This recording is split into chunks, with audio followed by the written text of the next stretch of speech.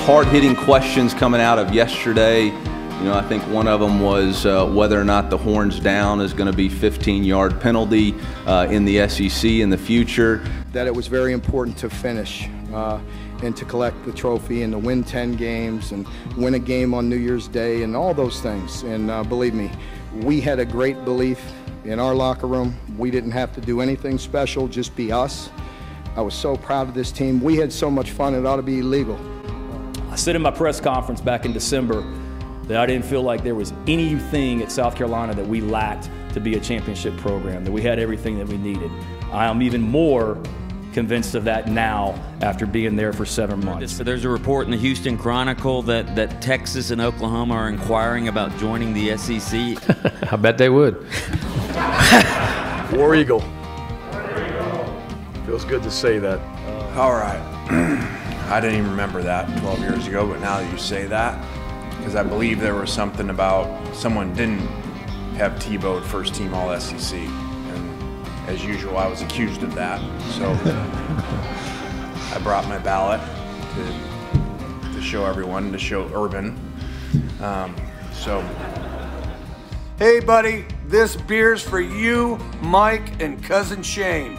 That SEC podcast loves the Pirate, and the Pirate loves that SEC podcast. Hail State. Oh, welcome in to the latest episode of that SEC podcast. I'm your host, Michael Breton. I go by SEC Mike on Twitter, and I'm joined as always by my cousin Shane, who goes by Big Orange Vols on Twitter. What are you up to, you big Tennessee homer? Hey, buddy, what's going on? Oh, man, we got a great show lined up for the folks, starting the week strong. You know, this is the final week here, Shane, before we get to the SEC season. And before we get into the show and everything we want to talk about, really want to give a shout out here. If you're watching on YouTube here, we've got a Jared Lorenzen statue that one of our listeners was kind enough to send it to us. So let's give this guy a shout out. Adam Verzel. I probably butchered that. I apologize, Adam, but this is a Lexington Legends statue of Jared Lorenzen. We're obviously huge Lorenzen fans, so we really appreciate you sending this. We wanted to display it front and center here for the podcast, and you know, if anybody else wants to send us something, we're happy to display it. We're trying to make this, you know, as interactive a show as we possibly can. You know what? Absolutely, man. I was a little skeptical there at first. It's like, he's sending you what? You know? You never know what you're going to get in the mail. But I'm telling you what, thing turned out pretty good, and I like it. Looks good up there. Absolutely. And, you know, as we noted here in recent weeks, I'm sure everybody here is well aware by now, but I quit my job, so this is all I do. And we've got some sponsors, Shane, to, you know, I don't want this thing to turn into one big advertisement, but we got to note that we're partnered up with HelloFresh. So head on over to HelloFresh.com/SECMike14 to get yourself up to 14 free meals from HelloFresh. Really, a really great product. They sent it to both of us. We both love it. And we're also sponsored by FanDuel. So head on over to FanDuel.com/SECMike and get you, it's a 20% deposit bonus of up to $500. So, hey, we're rocking and rolling. And if you want to keep the show going, it's always going to be free. That's my vow to you guys. But, you know, using these sponsors is really going to help us out and really keep the show improving this season. And 14 free meals, Mike. I mean, come on now. I did a chicken spaghetti thing yesterday. It was fancy, man. I would never order it off a menu. But by the time I got done with it and ate, I was like, man, this was delicious. This is like restaurant quality. So, yeah, get those free meals in, guys. And before we get to the news, Shane, you know, we like to start something fun if we can. I don't know if you saw this, but there was a little clip here from Marty McGee. They were trolling Kirby Smart, and then Lane Kiffin got involved with it as well. So let's kick it over to this clip here with Kirby Smart.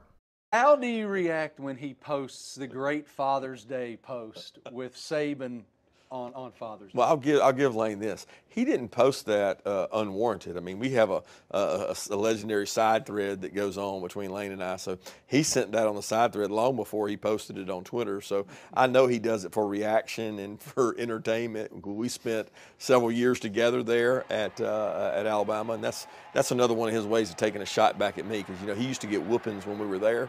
I didn't get the same whippings he got, so he's trying to get his jabs back. All right, so these two buddies, hey, they're close they work together at Alabama, and Lane Kiffin knows all about who's their daddy, doesn't he? Golly, that's one group thread I wouldn't mind being in.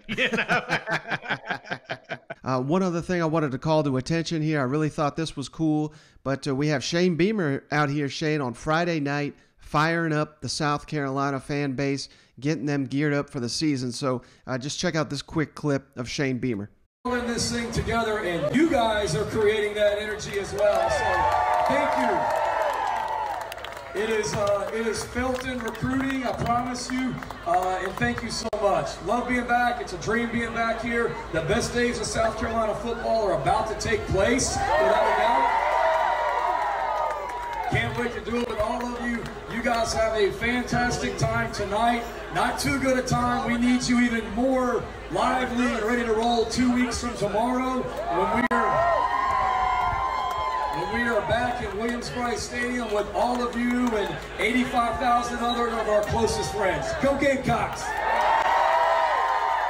All right, Shane. So, hey, man, I really appreciate the fact that, South Carolina, we all know that they're in a position where they need to, Shane Beamer's there for a reason, and it's because the football team's not been good, and in the final years of the Muschamp era, the fan base not totally bought in. So this kind of reminded me of Bruce Pearl when he got to Tennessee. Of course, now we think of Tennessee as having a solid basketball program, but I promise you, I was at school during that time. They were not good before Bruce Pearl. He had to rally these fans, and that started a tradition that now Tennessee is one of the the better basketball programs in the SEC. So I just like to call to attention the fact that, these head coaches, when they really know, where their bread's buttered, and they know they cannot win football games without the fan base, and that trickles down all the way to the students. So I just really like this clip. Absolutely, man. And that's a loud, violent place to play when it's at full capacity. But if you just got half of them there, it's not near as detrimental when the sandstorm kicks in. So I love this. I love getting out there, get your boots wet. Mike, we've got what? This was the last weekend of not having college football. Right. Now I know SEC. We're still what, 13. 10. Well, wait, no. Tennessee plays on next Thursday. Right. How many days is that? That's too many. I'm running out of fingers here. How many days is that? Shay, that would be 7 days or 12 days. 12 days, yeah. So what I'm saying is 12 days from SEC football, but we're going to have college football every weekend till Christmas. I mean, it's coming up. So, yeah, I'm as pumped up as Beamer is in this video. Well, let's get to it, brother. You ready to go around the league? Let's do it. Now let's go around the league. What is 12 personnel? I got to get up. 2 tight ends? Yes, sir. And 2 wide receivers or 1? I'm just kidding. I know what 12 personnel is. So. Worry about playing Alabama. I can't figure out whether or not the Big Ten and Pac-12 are going to yo-yo around and play football with us or not. I mean, they're playing great. Love it. Love the game. Awesome game. It's unbelievable for our country. It's great for our universities. It's great for our towns when we play. It's great for our young men. I personally think it's the greatest game in the world. So if they elect to play, great. If they don't, that's on them. I got enough crap to worry about with preparing for Alabama and figuring stuff out at Mizzou. So the team is in great spirits. I know there was a lot of doom and gloom. I saw and heard a lot about how the hopes of our season hinged on the results of an MRI. And frankly, that's bullcrap. We've got a hell of a football team. And whether one guy's in or out, we got 117 other guys that are ready to step up no matter who's out. We got Kevin. All right, I'm not a big opening statement guy, and plus you guys are going to ask whatever you want to know anyway. So let's just go ahead and get started. Is there any questions? Young man from Destrehan, Louisiana. Hold on a second. Hey, guys! Hey! I'm having a press conference, okay? Thank you.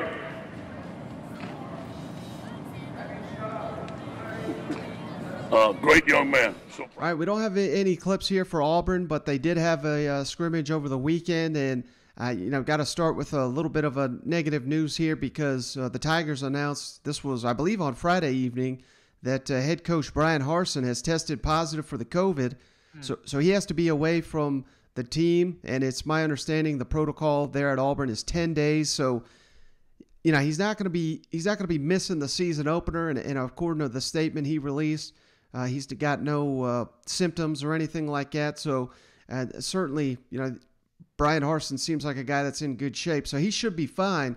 But it's pretty interesting that first year going into a season where there's plenty of questions with the Auburn Tigers. Now they don't have their head coach.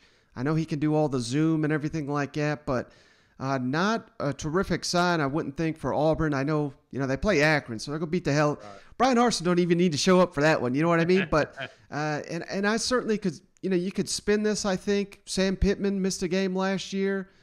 Nick Saban missed a game last year. So it's not like this is totally unprecedented. And again, Bryan Harsin's not going to miss a game. But I don't know, Shane. I'm a little – I was already concerned about the Auburn going into the season now with a guy. It's a little bit different when you're Nick Saban. I mean, the program's established. Everybody's bought in.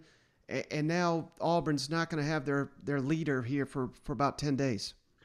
Yeah, I mean, it couldn't happen at a worse time. I think that's the bigger picture here. Now, I'm sure the media relations, they're cool with 10 days off of sitting through his pressers, but these players, you're breaking in a whole new system. This is prime time, man. Right. This is where the season kicks off, truly. And I will tell you, if you're looking for some sort of silver lining, I guess you could say, hey, you got Derek Mason on that staff. Mm-hmm. So somebody that has prepared for SEC, football play. I guess that would be the silver lining, but just the timing of it all couldn't be worse. Yeah, and to add to that, like you said, Derek Mason, he's been in that seat. He knows all about it. They have announced not Derek Mason, but the linebackers coach is going to be the interim while Bryan Harsin's out. But what kind of compounds this, Harsin's bringing in, he's coming in as an offensive guy, as a guy that has worked with quarterbacks before. He's been an offensive coordinator, obviously at Boise and Texas, and very well-respected offensive mind. But according to all I'm hearing, Shane, they're in the scrimmages, they're in practice. The Auburn defense is dominating the day. Mm-hmm. So, again, it's not like Bryan Harsin, he'll still be relaying messages and zooming and all that, but he's not going to be hands-on with his players, and they need his expertise going into this season. So, just hopefully they don't lose any development here that will be critical. Again, not playing Akron or Alabama State, whoever they got Cupcake Week 2, but then really getting into that Week 3 game at Penn State. Just hope they don't lose too much knowledge leading up to that one. You know what? Yeah, and it's not like he's just pulled away from the team for the next 10 days either. He's not on vacation here. I'm sure he's been on every Zoom call. He's watched every second of film, and maybe that's a good thing. Maybe an eagle view, he can kind of see where his program is sitting coming into SEC play. Yeah, maybe we don't hit the panic button until photos surface of him down there at Panama City. You know what? Yeah, that's when we get a little worried. So until then, I think we're in good shape, Mike. I just hate the timing of it all. All right, Shade. Next, let's kick it all down to College Station, where the Aggies holding their second scrimmage here on Sunday. They've not yet done that while we're sitting here recording, but Jimbo did meet with the media, and man, I gotta say, Shane, the more buzz comes out of College Station, the more I don't want to say regretting not picking them to win the West, but just more and more confidence that the Aggies are going to have their best team yet under Jimbo Fisher. Things are really starting to come together. And, when you're talking about the three-headed monster they got at running back, Apparently Moose Muhammad at the receiver position is stepping up in a big way, and that's before even getting to the defense, which looks like it's going to be the best unit Mike Elko's had down there in College Station. I think the Aggies, based on everything we're hearing, they're trending in the right direction at the right time, and I just cannot wait to see them take the field. You know what? Well, I'm telling you right now, all the bigs are coming out with their bold predictions, and I've seen Texas A&M going undefeated on quite a few of these lists. So I don't know if that's just the hype or just everybody's finally acknowledging the talent they got down there. But, well, buddy, I'm telling you what, to say you're going to win the West and go undefeated, that's a tall order. And Jimbo, you're about to hear in a minute, sounds pretty damn excited about his roster, which you don't usually hear. Right. And, of course, the big question going into, the season is who's going to win that quarterback competition. Is it going to be Hayes King? Is it going to be Zach Calzada? That's something Jimbo continues to get asked about. And I love the fact that we got one of the fastest players in the country, Devon Achane, and yet he's saying Hayes King is he's not saying he's as fast as Devon Achane, but he's basically right there with him. So that is very intriguing to hear, as well as, he really praises Devon Achane, just his smoothness and his unbelievable productivity. So let's kick it over to Jimbo. He went full fanboy on this one.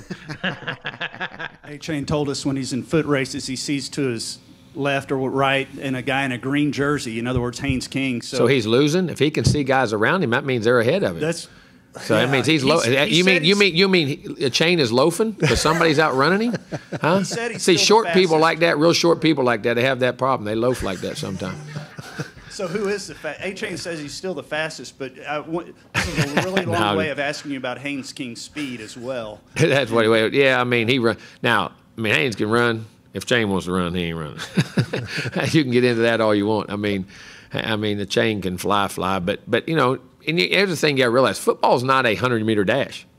Football is a 15, 20, 25, 40. I mean, those acceleration things, it's hard to get separated. Some of those guys got burst. We got some guys that got great accelerations and things like that. But, yeah, he can run. Haynes can run. Hey, what caught your eye about Achane, outside of the obvious, outside of the blinding speed, when you were recruiting him out of Marshall High School? The unbelievable productivity. I mean, the long runs, but he did things. I'm going to tell you what, when you watch film on him, you go, okay, that's good. That's good. He looks so smooth. I didn't realize how. I watched the film. I said, this guy can run. Then I saw his track time. I said, wait a minute now. Those track times are world class. Sometimes, and I've coached some guys that world class guys. Quite a few. Matter of fact, been fortunate in my career.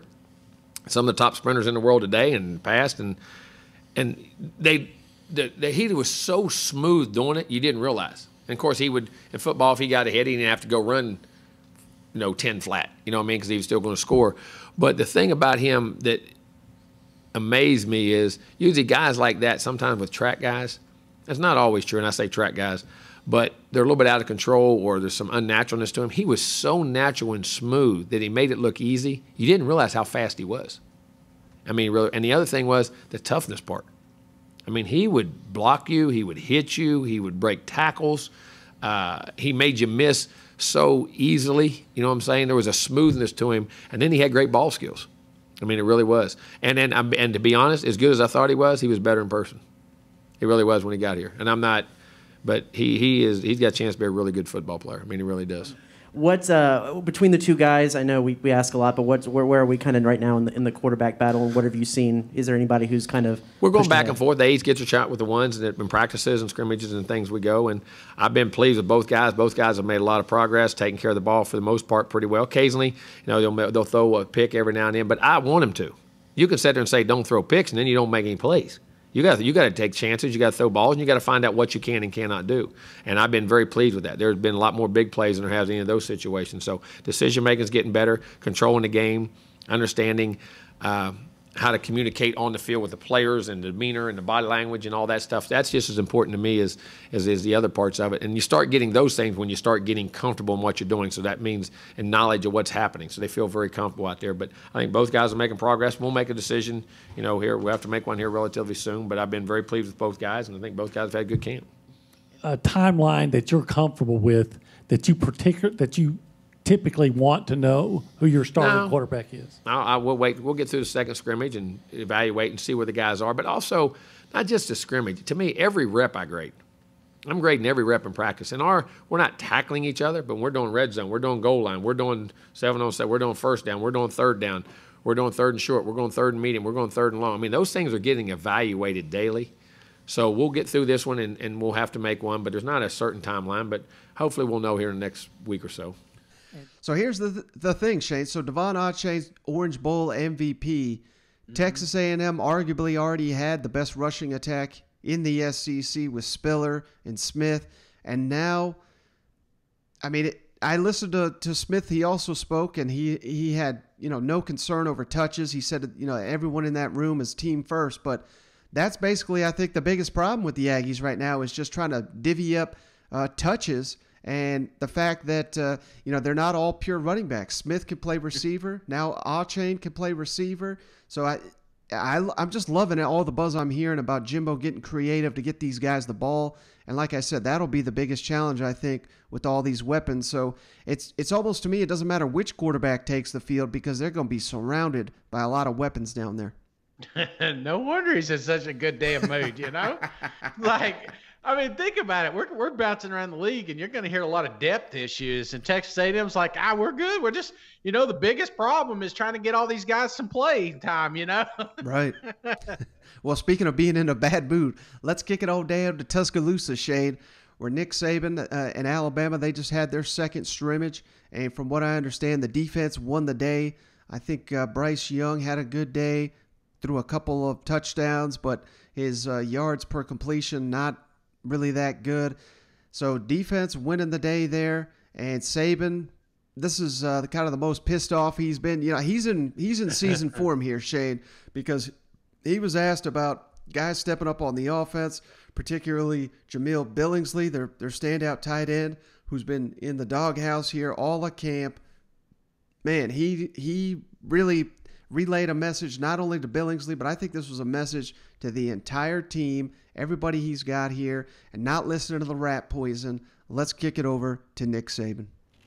Yeah, how much in a second scrimmage like this, how much of it is a mental test for the younger guys, and how closely do you watch the demeanor of these guys in moments of high pressure? Well, basically, I think the biggest thing that we have to deal with our guys is you have anxiety that these players have. First of all, they read what you guys write. They read that they're supposed to be in the playoffs. They read that they're number one. They read all these things that, I've referred to this as rat poison before. All right, so that creates a lot of anxiety, and everybody thinks they have to elevate their game. So you got that going on with the older guys, all right, which I'm trying to convince them, hey, man, we just got to play our game. Everybody's got to play your game. Don't put pressure on yourself and think you got to be something that you're not, and we got to play together as a team. And then you got young guys who are recruited that have high expectations for what they want to accomplish and what they want to do, and in some cases maybe not realistic in terms of how long they focused on what they have to do, the process of getting it right, and they get a little frustrated because they're not making the kind of progress that they want to make. So you got kind of all these variables sort of circling around, on your team, and we really got to get everybody in the right mindset just to buy into doing the things that they need to do to play well, play their game. And I think for different guys on the team, there's anxiety level for different reasons, and we want to have high achievement motivation and low anxiety and have guys excited about playing. Ernie Johnson made an interesting point when he, talked to the team. Do you say, I got to do this, or do you say, I get to do this? And we get to play. We get the challenges of the season. We get the opportunity to play some great football teams, some on the road, some at home, great SEC schedule. So we get to do these things. And that's how I want everybody to look at it, so they got a lot of positive energy and enthusiasm to get after it. Yeah, I mean, just going to the opposite side of the ball, just Will Anderson's a guy that obviously is taking that next step from year 1 to year 2. What have you seen from him and the guys trying to get a pass rush? Yeah, he's been really good. You know, Will's probably the guy that creates more havoc, for our defense in terms of, his ability to pass rush. He's a more complete player now. Understands the whole scheme. Is very diverse, as a player in terms of what he can do. So, he's had a really good camp, and it's going to be important that we can continue to develop some other guys off the edge, so they can't just worry about him. Coach, you had mentioned at the beginning of camp that Julio Bisley had some work to do to get back up the depth chart or the depth chart at tight end. How did that position look? Well, that's up to him. That's not up to me. He knows what he's supposed to do in practice. He knows what he's supposed to do. This is not a democracy. Everybody doesn't do what they want to do. Everybody don't get to do what they feel like doing. You got to buy in and do what you're supposed to do to, be a part of the team and do the things you need to do in practice every day. Sense of urgency, play fast, execute, do your job. Nobody's. It's a privilege for everybody to go out there and be able to create value for yourself. And we have scouts that practice every day.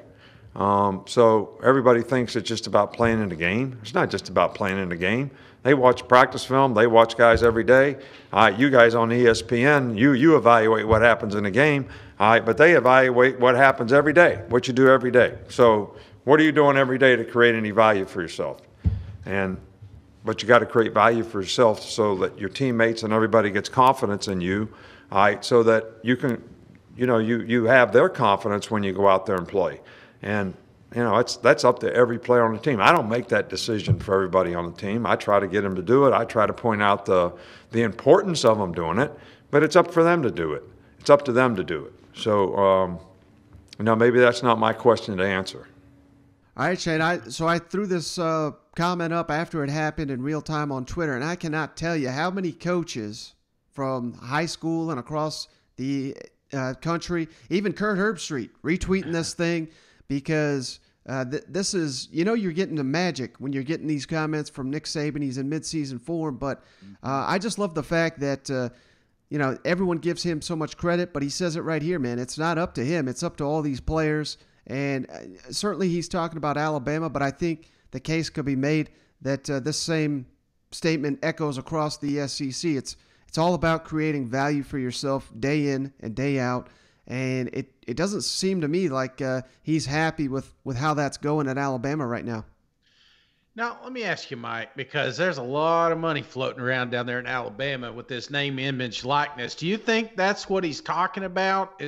I know it's tough to speculate in these comments, but that's kind of like the number one answer I keep seeing is, is it because they're getting paid that they just don't they don't feel like they need to work as much on the field?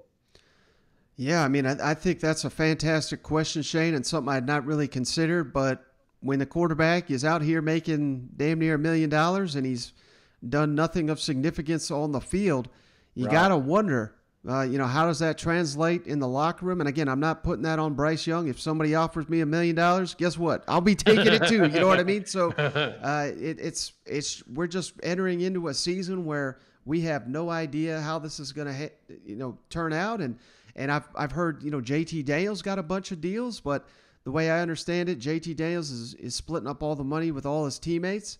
And again, that he's not the only one doing that, but and I'm not saying Bryce Young has to do that, or he may be doing it himself. I don't know. But imagine your locker room hearing that, and then you find out, you're not getting anything. I mean, there's just no telling how this is going to play out. And I think no one can answer that, but I think it's going to shake out this fall, and it may cause some issues in the locker rooms.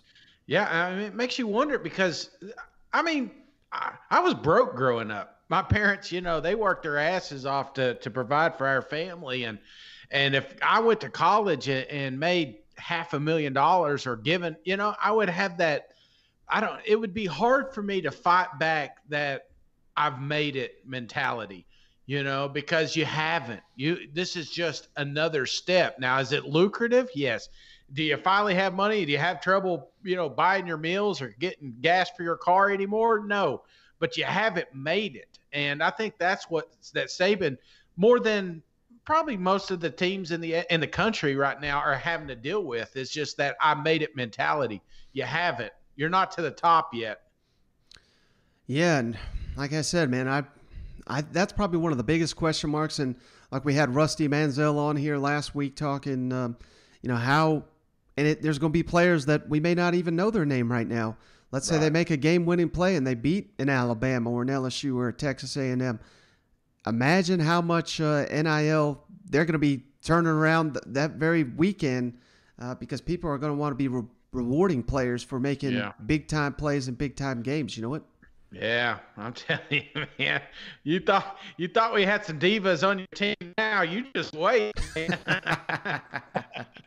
Well, speaking of that, Shane, let's kick it all down to Baton Rouge, where the Tigers held their second scrimmage here of training camp. And I wanted to start here because, it's one thing to hear things, but it's another to, someone that was actually there and shared it along. Jacob Hester, of course, the former LSU great. He tweeted out his thoughts after being at the scrimmage. Malik Neighbors, the freshman receiver, he says he's that guy. That's the guy that one of the breakout candidates that I mentioned last week. He says don't sleep on running back Josh Williams. So more buzz for these running backs. That's not John Emery or Ty Davis Price. That's interesting. DBU has its swagger back. Cade York, the kicker, has a bionic leg. Apparently he hit a 55-yarder is what I was told. And then kicking. Okay. Yeah, okay. Sorry. No, I don't think his pants fell down or anything, but edge rushers everywhere, according to Jacob Hester. So I just wanted to share those thoughts. But, it's interesting, Shane, and I think we'll get to Coach O's comments here in a moment, but kind of the biggest takeaway for me for what he's got to say is the fact that the backup quarterback, Garrett Nussmeier, continues to be a standout. Now, I've heard nothing but great things from about Garrett Nussmeier since he's got to LSU. Of course, his dad, a longtime NFL and college offensive coordinator, so he's got that pedigree. But again, this is Max Johnson's job. I'm not suggesting otherwise, but let's hope and pray nothing happens to Max. But once we were down to 2 scholarship quarterbacks, I was, oh my God, I was feeling bad for LSU. But if that happens now, I think they're in capable hands with Garrett Nussmeier. What do you think about that? Yeah, I think so too. And you're going to hear those comments and that. You still like to have another player just in case, a little competitive depth in case Max goes down. But I hate talking like that. I'm more of those. I hope Max doesn't get hurt and he plays the entire season. So let's kick it over to Coach O'Shane, who kind of recapped the scrimmage, shared some stats, like I was saying, Nussmeier had another great day, and then continues to call out his running backs here, John Emery, Ty Davis Price. I mean, it sounds like they may be getting surpassed by some of the younger running backs. Crown them, Mike. Just go ahead and crown them. How great is the West? Before you play these clips, just thinking about that. I mean, if we get to the end of the year and I tell you LSU ran the table, you wouldn't call me crazy. Mm-hmm. You could see it happen. If I told you the same thing with Alabama, or if I told you at Texas A&M, we have no idea how the West is going to shake out this year. And then you got Mississippi State, you got Arkansas, you got Ole Miss, you got all these other programs just floating around that could surprise anybody at any moment. I'm telling you, that is a dangerous, dangerous conference. Overall, I thought the offense had a better day today, scored points, made some big plays. A couple of stats for you. Garrett was 18 of 32 for 308 yards, 3 touchdowns, 1 interception. Max was 11 of 19 for 125 yards, 1 touchdown. Rushing Josh Williams had 7 rushes, 66 yards. John Emery and Tyron did not practice. Almighty Goodwin had 6 rushes for 25 yards. Corey Connor 5 for 15. Those young backs look good. Devontae Lou, who I said was having a good camp, had 5 receptions for 85 yards. Malik Neighbors 4 receptions. Deion Smith 3 receptions. Brian Thomas, Jack Best, all those guys had pretty good days. On defense, Jay Ward had 8 tackles. Xavier Carter had 2 sacks. Mason Smith had 3 sacks. So overall, good day. Our kicker had a 54-yard field goal. And obviously, we think that he's one of the best in the country. And so I think that we got what we wanted to get done today. The elements were out there today, which was good. Our team didn't blink. Yeah, oh yeah, sure. Hey, those guys, Josh Williams did a great job. We need these guys to come out and perform. These young running backs have been out there every day. Tyron and John, have been off and on. And again, I believe in them. They're great backs, but we need some consistency out of both of them, and we haven't got it really in camp. Yeah, he had some big plays. I mean, I think it might have been 4th and 27 or something. He threw a bomb for about 60 or 70 yards. He had some big plays down the field. Max is our starting quarterback, but I have no problem if Max goes down to Garrett getting in the game. Now, that doesn't mean that Garrett can't compete for the starting position, but right now I feel good that Max is our starting quarterback and Garrett's behind him. But I think Garrett is going to be one great quarterback. He is dynamite. Hey, all right, we got to get moving here. Let's kick it all down to Athens, where the Bulldogs had their second scrimmage here of training camp. And as things are winding down, heading into the season opener here against Clemson, it sounds like they've got a lot of good news.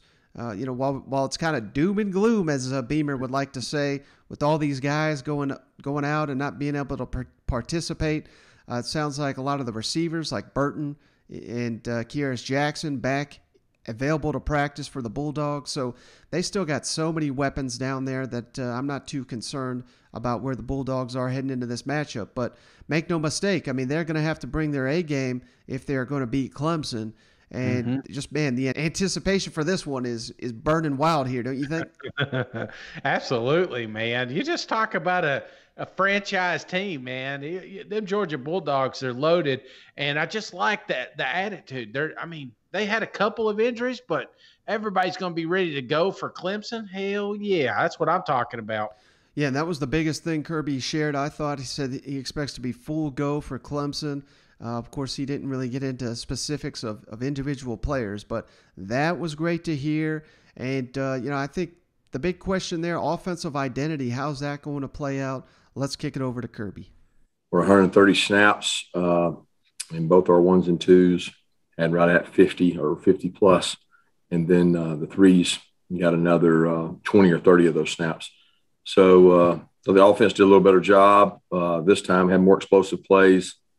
Some good opening drive. Defensively, we struggled to tackle, and I thought we actually tackled better the last scrimmage than we tackled this scrimmage, which is not usually the way it goes. The more you tackle, you get good at it, and we struggled a little bit with that today. So I think it's something we can really work on, hone in on. And all in all, pleased with the scrimmage, but we've got some communication things we got to work on, getting plays in on time on both sides of the ball.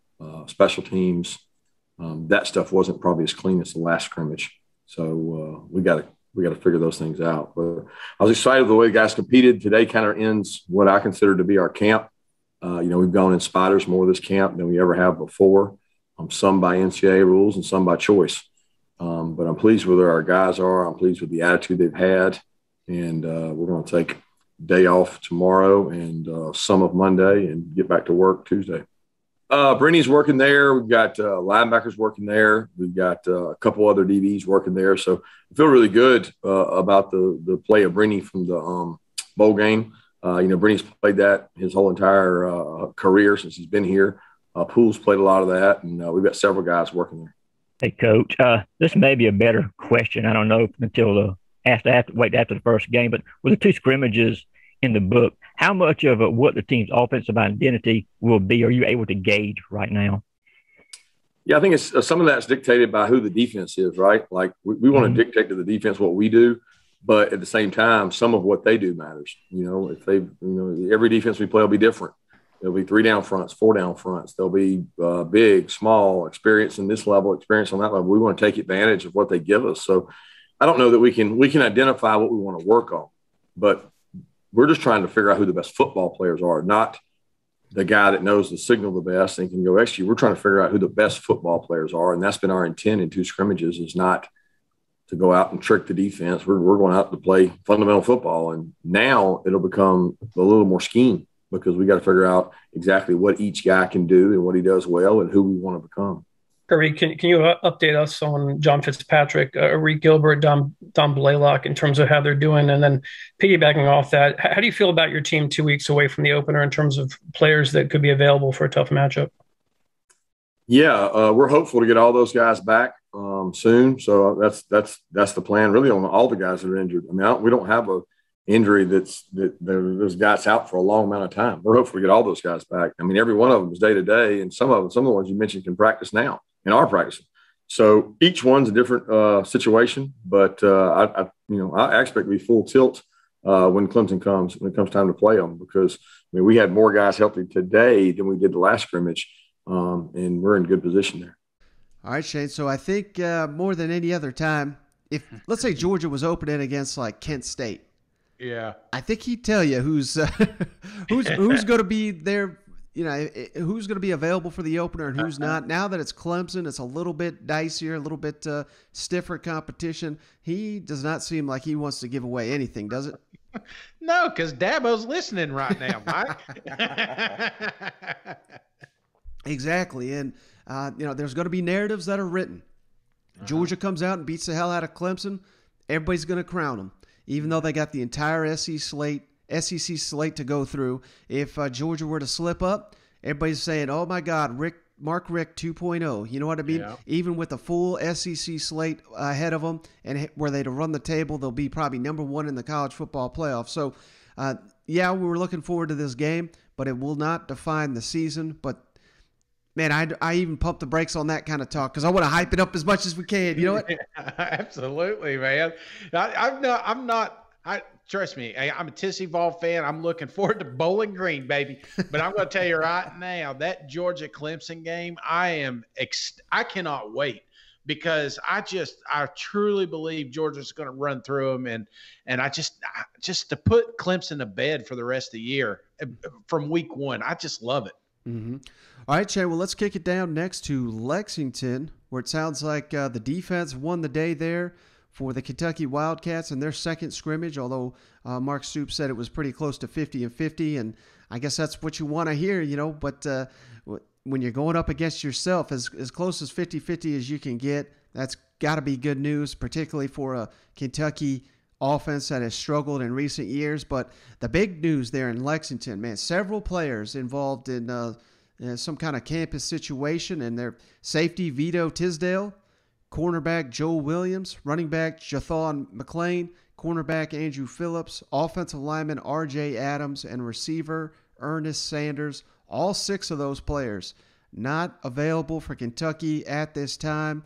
And according to the allegations, there was some kind of frat party and fisticuffs, and there's charges. So, we'll get to the bottom of that when all the legal battles are done here. But not great, man, now that you got half a dozen players here out for Kentucky. No, absolutely not. But that's how you know college football's back.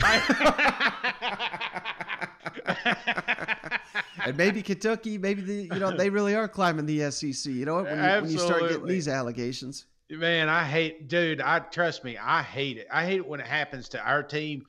So I hate it for the Big Blue Nation because, there's just so many question marks, and is anybody going to get in trouble, or how serious is it? Right. So we don't know that, but as soon as we get those answers, we'll be sure to give them to you. I don't think it's going to be as serious as maybe some of my UT friends made it seem to be. Yeah, and from what I understand, this took place like in March, so it's pretty weird how it's just now coming to light, but maybe that was all strategized.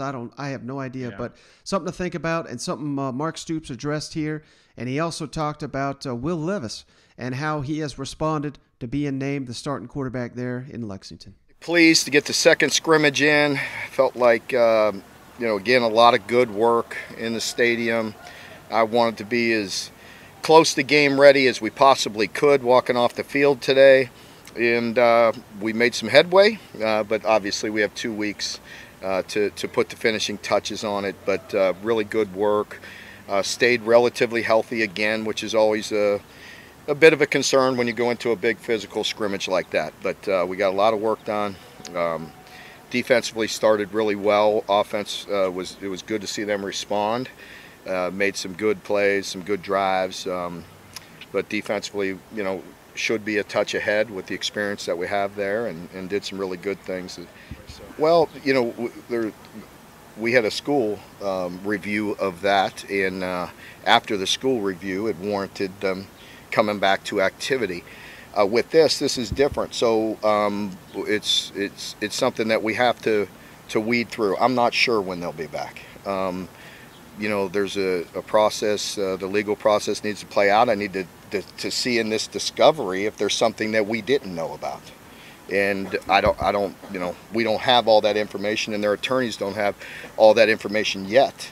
When they receive that info and we get the discovery, we'll make decisions from there. It's there. I feel, you know, we need to continue to improve our run game, you know, and kind of zero in on that. You know, when you're making improvements in certain areas, there's going to be some give and take. But we never want to get away from that physicality. It always goes hand in hand. You know, if you run the football well, then it's going to set up play action. And, you know, we're going to continue to work some predictable run situations. We've got to be effective. You know, I've gone through some of that before over the years here. We weren't very good in some predictable run, and we got that straight. You know, we're not perfect, but we got it. You know, we improved. And right now, there's some things that we still have to hone in on. I think it's, you know, it's one thing it does is it cleans up reps. You know, and for him being in command of the huddle and the getting on the same page with the receivers and all that, I saw some improvement. Yes. What do you make of his celebrity? I don't. I got other things on my plate. You think that's funny, Lon? Yeah. All right, Shane. So, I mean, it certainly sounds like Levis has got command of that unit. And, I mean, anything other would have been a huge red flag. So, again, I think this is sounding pretty good, although Mark Stoops was a little concerned with the running game. Got to get that going. But, hell, if Kentucky's running game is struggling, that just tells me the defensive line is as good as they're saying up there in Lexington. And I'd be pretty pumped up if I heard that if I was a Kentucky fan. Yeah, pretty pumped up. But I mean, I love my offensive line. I mean, I've been pumping them guys up. So I like when I need those 2 or 3 yards, I know my boys are going to get it. So, hey, those are some Titans battling up there. I wanted to ask you, though, I've listened to this clip a couple times. What was he talking about there at the tail end with the I didn't quite catch that. I don't remember. What was he saying? He was talking about celebrity or something like that. Oh, that's yeah, he was talking about old Will Levis eating a banana, how everyone's going crazy. I mean, that was on Good Morning America. I think I've seen every Twitter account known to man resharing it. If you missed it, we had it on the pod, but Will Levis apparently eats a damn banana with the peel on. Oh, no. Does he really? No, why am I just now hearing this? Why would you do that? Surely he's just doing it for likes, I guess. That cannot taste good. I mean, that cannot taste good at all. Oh, yeah, his roommate better sleep with one eye open. I don't trust a man that eats a banana that way. All right, Shane, next let's kick it on down to Starkville, where Mike Leach and the Mississippi State Bulldogs just held their second scrimmage of training camp, and still they got a quarterback battle raging on there. But the big question mark, as it's been all offseason, this is what we've been saying, that offensive line. Can they hold up? Time and time again, they were going up against 3-man rushes, and either the quarterback getting sacked or getting pressured. That's inexcusable against a 3-man rush. So that's something that Mike Leach, I love the fact, I figured you'd appreciate this, Shane said. Yeah. Anybody that thinks O-line's not the most important position, well, they're wrong. I wanted to put that on a poster, man. I'll hang it here in the pod studio. That's the best line he said this whole offseason. Of your offensive line today. I thought, it's been kind of a steady progression. I thought The first group I thought did reasonably well. Obviously, some plays we'd like to have back. Our third group, we're just trying to carve that out. So, but I thought good, steady work. I thought we improved as a team on both sides. And I didn't think there were any long streaks that anybody got in. So we kind of traded blows. So I thought it was a good scrimmage. I know you've been trying to get your line to a certain point. When they're not where you want them to be, does that affect play calling, deep passes, that sort of thing? Affects everything. It's the most important position on the team.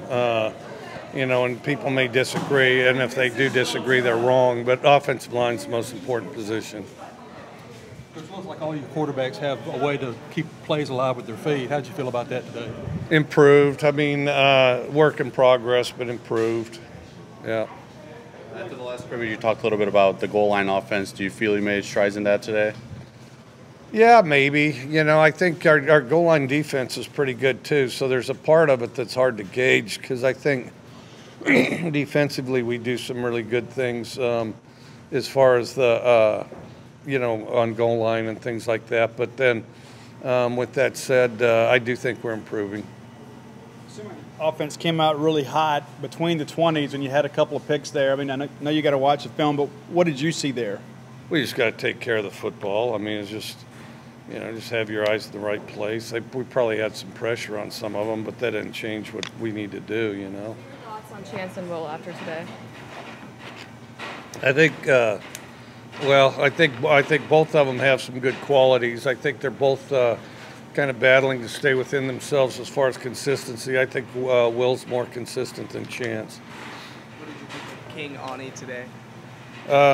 I didn't. I'd have to go back and look at the film. There's a bunch of D linemen out there, and some of them are creating pressure. So.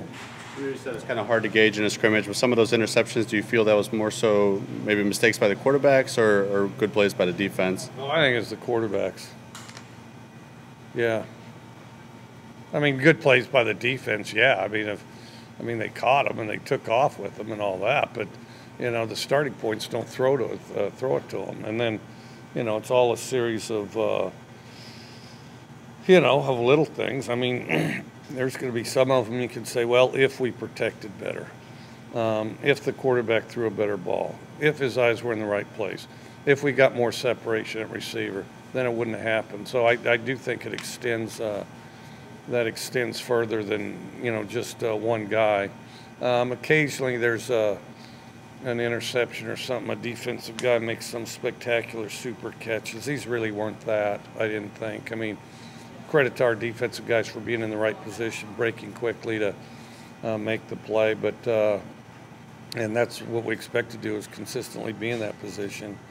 But they weren't the spectacular catch variety. They're I think we can execute better and prevent some of those. But we do expect to get turnovers.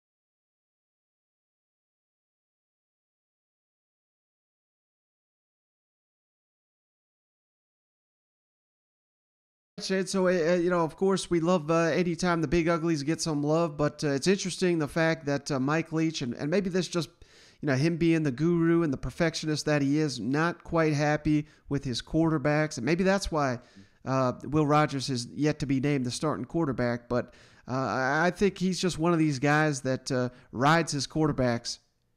Don't you? Yeah. Do you think this battle's closer than we're letting on? Me and you both have been on record saying we think this is Will's gig, but do you think this thing's close, or you just think this is the Pirate talking here? I think this is the Pirate just pushing them. I think this is Will Rogers' job. I've been consistent with that, even leading up to camp, and nothing that I've heard exiting it makes me think otherwise. Okay. Yeah, I do too, man.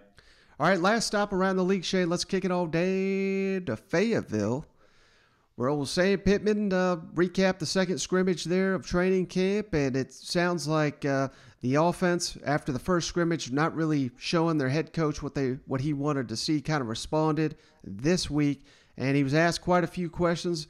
The big topic there, KJ Jefferson, how's he looking? Let's kick it over to Sam Pittman. Go ahead, Trey. Yeah, Coach, just overall thoughts on how things went today, offense, defense, Special teams. I thought it was very physical scrimmage. Last week, Trey, I believe that our defense lasted, if that is how you call it, they outlasted the offense, I believe, last week, and I don't believe that this week. I think the offense, in the second half, I think the offense came back and did some really nice things. It was a pretty even scrimmage. Maybe the defense had gotten the better of the offense a little bit early in the first half, and I believe the offense responded, which I didn't feel like they did last week. With special teams, I thought we were good. We have to get better kicking field goals. We weren't quite as good today with our field goal game as what we have been in the past. And what about KJ's performance and any notable I like plays that KJ. he You know, made? it's so hard, when the whistle's so fast on him. But I believe, he didn't take a lot of sacks. He ran the offense well. I felt like he was accurate today. So I think he's starting to feel like, he's the man back there, and our offense is and our team is rallying around him. But I thought he had a good day. Throwing and running the offense. Thought he was accurate.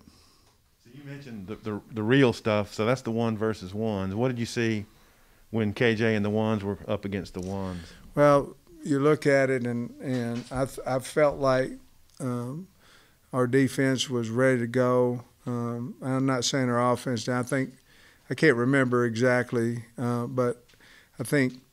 They may have three and out of the offense the very first time they went out there. Then I think the offense may have gotten a first down and then stalled in the second one. And then in situation football, the offense played well.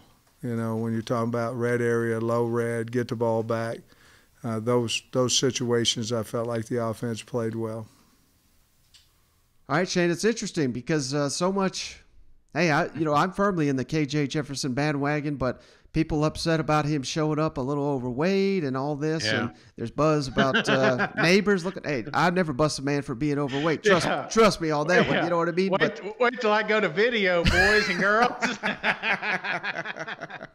But I don't know. What are your thoughts on this? The fact that again, going back to what I said earlier, I think this is kind of what you want, where.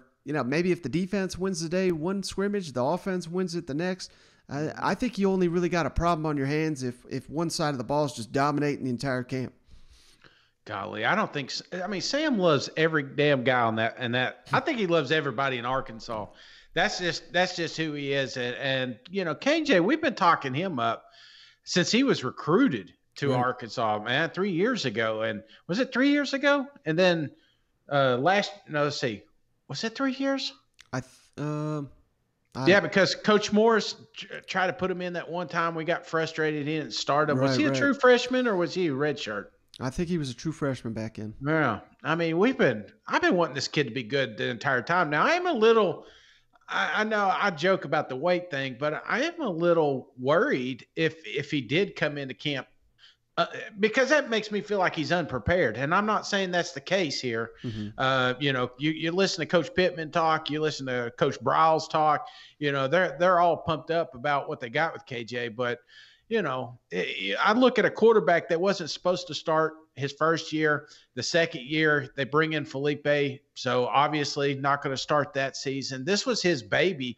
I don't know. I'm hoping that he took it serious in the offseason because there's going to be a lot asked from him, especially right out of the gate, man, when these guys start playing. Mm-hmm.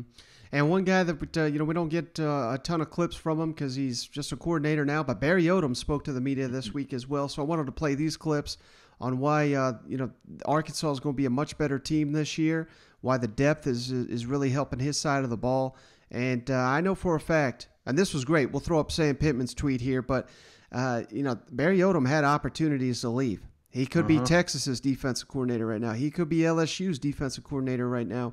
But he's back at Arkansas for year 2 to work for Sam Pittman. Let's kick it over to him. Sorry to take you back to last year too, but overall thoughts from defense from last year. You set the template for a couple of teams, and then there's a couple of games you didn't finish very well. What did you think last year overall? Well, I thought that there were times that we did some really good things defensively. There are also times that we were, I didn't do a good enough job on getting us in position to win the close game. We really, there's 3 games that will forever stick out in not being able to finish those games when we had an opportunity to do it. So that's growing in how you coach, how you teach, how you learn, and then how you ultimately go execute. So, those things are teachable moments, and we try to continue to move the bar forward. And those are situations that you can spend time in the off season. There's always a reason why, and so you try to get those answers and then put them into play. And just real quick, the year 2 under Sam, how are y'all better, and why are y'all better this year? I think we're better because we've got a wonderful head coach that lays out a plan for us to go execute. And there's not any gray area on what it should look like, what it should be. He's a tremendous leader. He cares so much for our student athletes, and we're able to grow and be ourselves in this program. And our kids understand the openness, the honesty, and the transparency that he has, and ultimately what is important to our team and our program on how to go play. And our guys have bought into that. They're hungry to be good, and they're hungry to have success. We're excited about 16 days out on having an opportunity to go kick it off. You didn't have to be here this year. You chose to be here this year. You could have been somewhere else. Just your thoughts about what's happening and why you're here. Well, number one, I'm thankful to be here and blessed to be here. This is a wonderful place. I couldn't think of a better person to work for than Sam Pittman and Hunter Yurachek. And I understand how special Arkansas is, and I understand what the Razorback brand means, and it means something to me and my family. And we've started building something, in my opinion, that's very, very special. And I'm thankful that I've got another chance to be around this team and these young men and represent this great state. All right, Shade. So, hey, you could tell in his voice. I know Barry Odom in his heart's a Mizzou guy. We all know that. Played for Mizzou, coached for Mizzou, played for Gary Pinkel.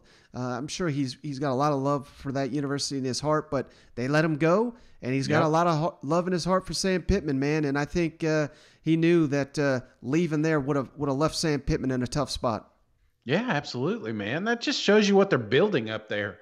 If your coaches are buying in, because coaches can say whatever they want when they're on the recruiting trail, but when it comes down to signing that name and getting that paycheck, a lot of times they're bouncing. They're looking for the next best thing, and the fact that he didn't, I think that speaks volumes to what Coach Pittman's doing. All right, Shane, hey, my camera battery is flashing at me. I think it's about to die, so I think we're going to have to wrap this one up. But I do appreciate you hopping on the line. I appreciate each and every one of you for hanging out. And if you made it this far, please, please, please give us that 5-star written review on the Apple Podcasts app and subscribe to the YouTube channel. We really do appreciate each and every one of those. All right, see you guys. Go Vols.